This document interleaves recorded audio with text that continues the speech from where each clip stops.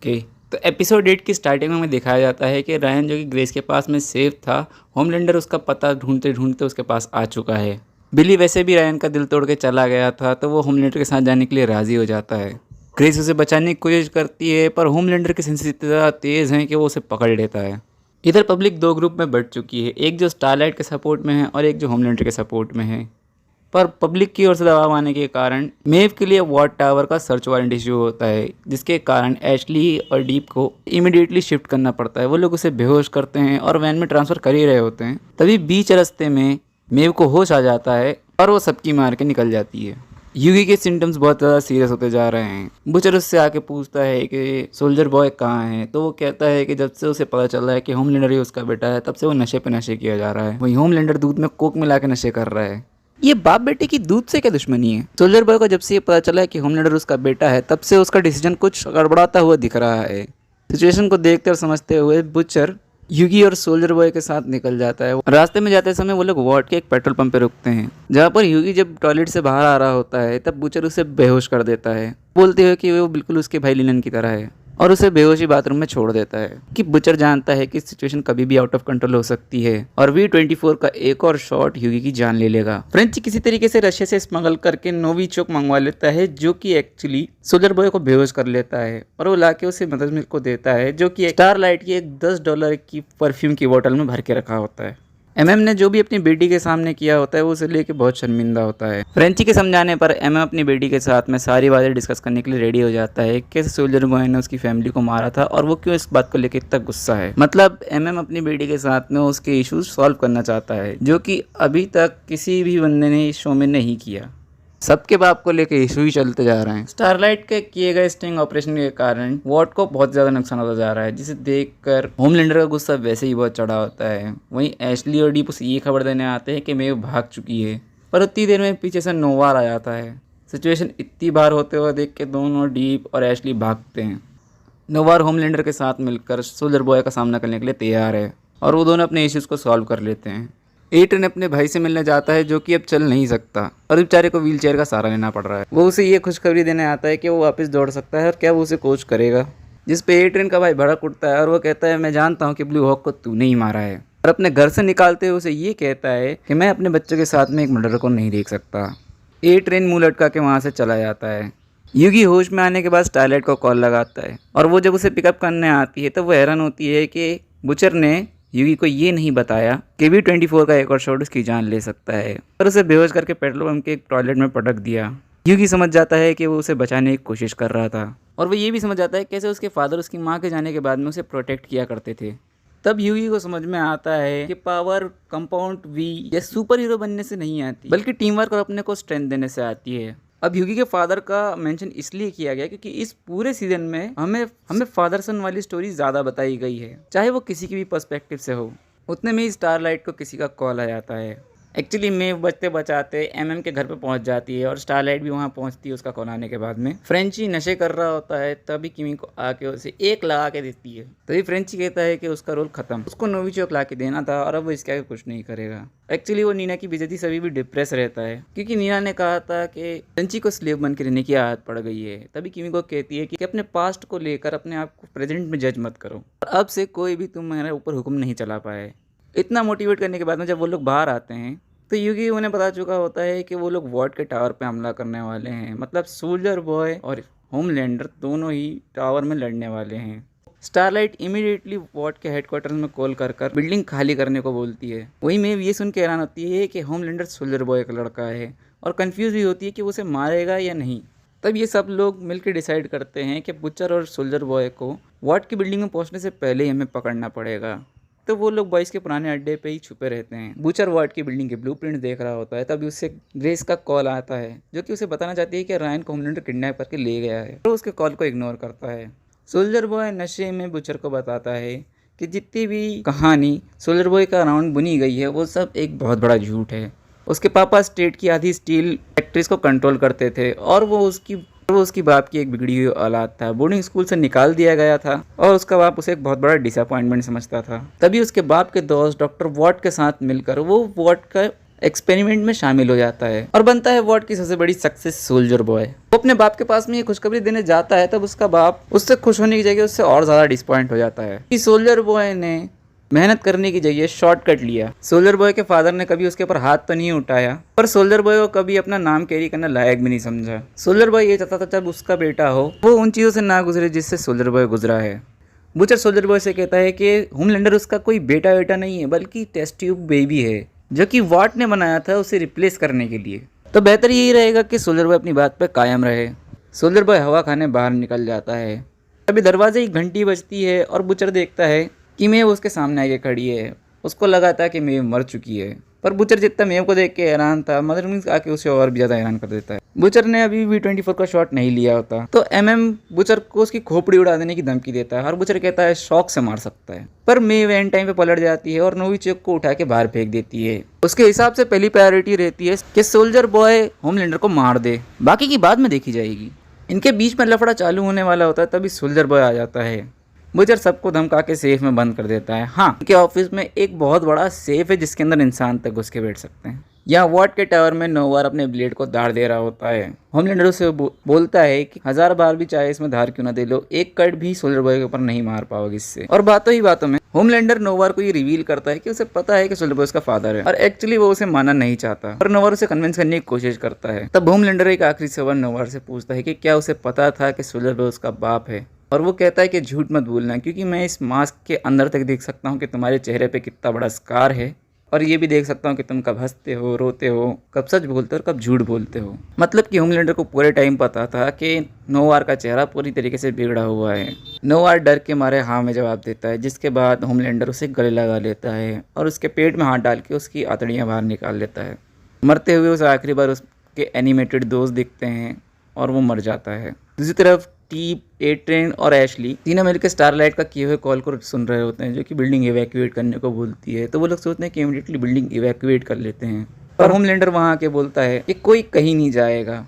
तब डीप उसकी चाटते हुए बोलता है कि हम नोवार को बेट की तरह यूज़ कर सकते हैं। अभी होमलैंडर नोवार का हेलमेट लाकर टेबल पर रख देता है। होमलैंडर थक चुका होता है लोगों के झूठ से। वो कहता है कि उसे एक टीम चाहिए थी और उन्हें मिले ये लोग, और वो कहता है कि नोवार तुम तीनों को मिलाकर भी ज़्यादा वैल्यूएबल था, तो अब ये सोच लो कि तुम्हारा हाल क्या कर सकता हूँ। वो डीप को अपने पास बुलाता है और उसे एक सीक्रेट मिशन पर भेज देता है। वो एशली को कहता है कि अपनी विग हटा लो, और एशली अपनी विग हटाती है तब हमें पता चलता है कि ये गंजी हो गई है। मैं तो जानता ही था। और होमलैंडर एट्रेन को कन्फ्रंट करता है कि तुम कैसे अपनी ही काइंड के एक आदमी को मार सकते हो इतनी बेरहमी से। सबकी बारी बारी मारने के बाद में होमलैंडर वहाँ से चला जाता है और डीप वाइस प्रेसिडेंट कैंडिडेट को मरवा देता है। यही सीक्रेट काम होमलैंडर ने उसे करने को कहा था। इधर से बाहर आने के बाद में पूरी की पूरी टीम ये डिस्कस कर रही होती है कि अब उन्हें क्या करना है, क्योंकि नोविचोक तो उनके हाथ से गया। तभी फ्रेंची कहता है कि वो वॉट की लैब में घुसकर नोविचोक को वापस बना सकता है। तो फ्रेंची और किमी को नोविचोक बनाने के लिए लैब में घुसते हैं और बाकी सब होमलैंडर और सोल्जर बॉय को रोकने के लिए फाइट में कूद पड़ते हैं। जहाँ होमलैंडर सोल्जर बॉय की एक पुरानी क्लिप देख रहा होता है, बिल्कुल वैसी ही जैसे कि वो आजकल टीवी पर मिमिक करता है, और उसे अपने और अपने बाप के बीच में सिमिलैरिटीज आराम से दिख जाती है। जब मेव, बुचर और सोल्जर बॉय तीनों उसके सामने आते हैं, तब होमलैंडर सोल्जर बॉय से कन्फ्रंट करता है कि मैं तुम्हारा बेटा हूँ और यही मैटर करता है। वो दोनों इतने साल से अकेले थे, पर अब नहीं, अब उनके पास एक दूसरे का कहने लायक कोई है। जब सोल्जर बॉय होमलैंडर की बातों से कन्विंस नहीं दिखता, तो होमलैंडर रायन को लेकर आता है और सोल्जर बॉय को बताता है कि ये तुम्हारा पोता है। सोल्जर बॉय होमलैंडर के कंधे पे हाथ रखता है और कहता है कि ये एक शर्म की बात है कि मैं तुम्हें बड़ा नहीं कर पाया और मैंने कितना कुछ मिस कर दिया। अगर मैं तुम्हें बड़ा करता तो मैं कभी भी तुम्हें इतना पैथेटिक और अटेंशन सीकर नहीं बनने देता। और इतना बोलकर वो उसका गला पकड़ लेता है। बुचर और मेव भी आके उसकी हेल्प करने लग जाते हैं और सोल्जर बॉय रायन को धक्का दे देता है, जिसके बाद रायन सोल्जर बॉय के ऊपर अपनी लेजर आइज से हमला करता है। गुस्से में सोल्जर बॉय रायन के ऊपर ही हमला कर देता है। सोल्जर बॉय होमलैंडर को शूट करने ही जा रहा होता है कि तभी बुचर उसके बीच में आ जाता है, क्योंकि वो साथ ही साथ रायन को भी शूट कर देता। सोल्जर बॉय कंफ्यूज रहता है कि अपनी मंजिल के इतना पास आकर अब वो ऐसा क्यों कर रहा है। तो बुचर उसे बताता है कि एक्चुअली रायन उसकी बीवी का बच्चा है, और ये सुनकर सोल्जर बॉय और भी ज़्यादा कंफ्यूज हो जाता है कि रायन होमलैंडर और बुचर की बीवी का बच्चा। पर सोल्जर बॉय को रोकने के लिए बुचर और होमलैंडर दोनों साथ में आकर उसके ऊपर हमला करते हैं। पर मेव का एकलौता मिशन रहता है होमलैंडर को मारना। तो होमलैंडर और मेव एक साथ लड़ते हैं जहाँ पर मेव होमलैंडर की बहुत तगड़ी धुलाई करती है। वहीं बूचर और सोल्जर बॉय की लड़ाई हो रही होती है। जब सोल्जर बॉय बूचर को पटक कर यूएस एजेंट करने ही वाला होता है, तभी स्टारलाइट और एमएम आकर बूचर को बचा लेते हैं। फ्रेंची नोविचोक बनाने के लिए लैब में घुसता है और किमिको उसे गार्ड से प्रोटेक्ट कर रही होती है। तभी एक गार्ड की बंदूक की गोलियां फ्रेंची के पाँव में लग जाती है, जिसके कारण वो अब चल के वहां तक पहुंच तो नहीं सकता, पर वो किमिको के हाथ से नोविचोक सोल्जर बॉय के पास में ले जाने को बोलता है। यूगी अनाउंसमेंट रूम में घुसकर पूरी वार्ड की बिल्डिंग को इवैक्यूएट करने का ऑर्डर दे देते हैं। मेव और होमलैंडर की लड़ाई में मेव होमलैंडर की नाक से रेस्पबेरी निकाल देती है, जिसके बाद में होमलैंडर की सटक जाती है और वो मेव की आंख फोड़ देता है। स्टारलाइट, बूचर और एमएम के कंटिन्यू हमले की वजह से सोल्जर बॉय की शील्ड टूट जाती है, जिसके बाद वो गुस्से में आकर सबको पटक देता है। स्टारलाइट अकेली वहाँ पर खड़ी रहती है। जब ह्यूगी ये सब देखता है तब वो सोचता है कि वो V24 का एक और शॉट ले ले। जब वो बॉयज़ के ऑफिस में था तब उसे वहाँ से एक शॉट मिल गया था, पर अपनी गलती से सबक लेते हुए वो कंपाउंड भी को यूज़ करने की जगह स्टूडियोज़ की लाइट को और ज़्यादा ब्राइट कर देता है, जो कि उसे पावर देती है, जिसके कारण स्टारलाइट की पावर्स एम्पलीफाई हो जाती है और वो होमलैंडर पे एक ऐसा ब्लो मारती है जिसके कारण किमिको जो नोविचोक की बोतल लाई होती है, सोल्जर बॉय को कंट्रोल कर कर वो नोविचोक उसे सूंघा देते हैं। पर बेहोश होने से पहले सोल्जर बॉय एक आखिरी ब्लास्ट करने के लिए भी रेडी हो जाता है, जो कि उस बिल्डिंग में खड़े हर एक पर्सन को मार सकता है। तो मैं अपने सेल्फिश डिसीजन को छोड़कर होमलैंडर के कान पर एक रॉड घुसाती है और सोल्जर बॉय को लेकर खिड़की से नीचे कूद जाती है। बिल्डिंग से नीचे कूदने के बाद में एक न्यूक्लियर ब्लास्ट के बराबर का एक्सप्लोजन होता है। बूचर ब्लास्ट से बचाने के लिए रायन के आगे आके खड़ा हो जाता है। बूचर और होमलैंडर रायन के लिए आमने सामने खड़े ही होते हैं। तभी रायन कहता है कि वो होमलैंडर के साथ में जाएगा और वो कोई झगड़ा नहीं चाहता, यहाँ से बस चलो। तभी बूचर बेहोश हो जाता है। V24 के इतने शॉट लेने की वजह से उसके शरीर से हरा खून निकल रहा है। ये सब होने के बाद वॉट की न्यूज़ अपना प्रोपेगेंडा वापस चलाना चालू करती है और मेव की याद में न्यूज़ दौड़ाती रहती है कि कैसे उसने सबको बचाया सोल्जर बॉय से। बट एक्चुअली में मेव तो ज़िंदा रहती है। वो एमएम के घर पर रुकी होती है और अपनी पट्टी अट्टी करवा कर शहर से बाहर जाने की तैयारी करती है अपनी एक्स गर्लफ्रेंड के साथ में। स्टारलाइट उसे खुश देखकर खुश रहती है। एशली को बॉयज़ की वो फुटेज मिल जाती है जिसमें वो मेव को बचा के ले जा रहे होते हैं, पर एशली एक लौता अच्छा काम करती है और उस वीडियो एविडेंस को डिलीट कर देती है। डीप को उसकी बीवी से झगड़ा करना महंगा पड़ता है और अब वो अपने बंदी होने करके टीवी पे बता रही है और अपनी बुक भी प्रमोट कर रही है, बिल्कुल जैसा डीप ने किया था। डीप तो यहाँ बैठकर आंसू बहा रहा है। ग्रेस रायन को ना बचाने की वजह से बहुत ज़्यादा डिसअपॉइंटेड होती है, पर हमें ये पता चलता है कि सोल्जर बॉय मरा वरा नहीं है, सिर्फ नोविचोक की वजह से बेहोश हुआ है। और अब ये लोग इसे कंटेंट कर कर स्टडी करेंगे कि ऐसी कौन सी चीज़ है जो कि सारे सुपर हीरोज़ की पावर्स को ख़त्म कर देता है। एमएम अपनी बेटी के साथ मिलकर सारे इश्यूज़ को सॉल्व कर लेता है। वो अपनी डिसीज़ के बारे में उसे बताता है, अपनी फैमिली हिस्ट्री के बारे में, सोल्जर बॉय के बारे में, और वो उसे कितना प्यार करता है इस बारे में, और उसकी बेटी समझ जाती है। चलो एक डैडी इशू तो ख़त्म हुआ, बट किसी के लिए तो अभी डैडी इश्यूज़ की सिर्फ शुरुआत हुई है, क्योंकि बूचर के पास में V24 लेने की वजह से सिर्फ 10 महीने या फिर उससे भी कम टाइम बचा है। मतलब 1-1.5 साल में बिली बूचर मरने वाला है। वो डिसाइड करता है कि वो अब रायन को बचाएगा। स्टारलाइट अपना टाइटल छोड़कर और कॉस्ट्यूम फेंक कर बॉयज़ को ज्वाइन कर लेती है, पर वो ये कहती है कि बूचर इसके लिए राजी नहीं होगा, और फ्रेंची कहता है कि भाड़ में गया बूचर, अपन लोग तो है ना, सब सपोर्ट करते तेरे को। वहीं बूचर उनके पीछे आके खड़ा हो जाता है, जिसे देखकर सब खुश और हैरान हो ही रहे होते हैं कि तभी न्यूज़ में ये खबर आती है कि वाइस प्रेसिडेंट बनने के लिए जो बंदा खड़ा हुआ था उसकी डेथ हो चुकी है और सिंगर ने अगला वाइस प्रेसिडेंट विक्टोरिया न्यूमन को घोषित किया है। और बूचर बॉयज से कहता है कि अब इसको तो मरना पड़ेगा, तो काम पर लग जाओ। वॉट टावर पे हमले के बाद में होमलैंडर के सारे फैंस सोल्जर बॉय की मूर्ति को गिरा देते हैं और बहुत ही ज़्यादा अग्रेसिव होने लग जाते हैं। तभी होमलैंडर वहाँ पर आता है और उन सबको अपने बेटे रायन से इंट्रोड्यूस करवाता है। तभी स्टारलाइट का एक फ़ैन रायन पर अटैक कर देता है, जिससे गुस्सा होकर ओवर प्रोटेक्टेड होमलैंडर उस बंदे को लेज़र आइज से मार देता है, जिसे देखकर एमएम की बेटी का स्टेप डैड, जो कि होमलैंडर का एक अंध भक्त है, वो उसे चेयर करता है और बाकी सब लोग भी उसके साथ में चेयर करने लग जाते हैं। और रायन का बेटा ये सब देखकर मुस्कुरा रहा होता है। इस सीन में 2 भयंकर कांड हुए हैं। पहली बात, रायन को ये देखकर मज़ा आ गया और वो बिल्कुल होमलैंडर की तरह हो सकता है, और अब बूचर का काम यही है कि वो रायन को होमलैंडर जैसा बनने से बचा सके। और दूसरी बात, होमलैंडर को पब्लिक का सपोर्ट मिला, जबकि पब्लिक के सामने उसने किसी को मार दिया। मतलब he is the fucking Homelander, he can do what ever the fuck he want. अब वो वोट का हेड है, उसे कोई नहीं रोक सकता। उसके साथ में रायन है, प्रेसिडेंट उसके कंट्रोल में है, वाइस प्रेसिडेंट की सीट पर एक सूप है, और वोट का हेड होने के साथ में उसे पब्लिक का बहुत सारा सपोर्ट भी है।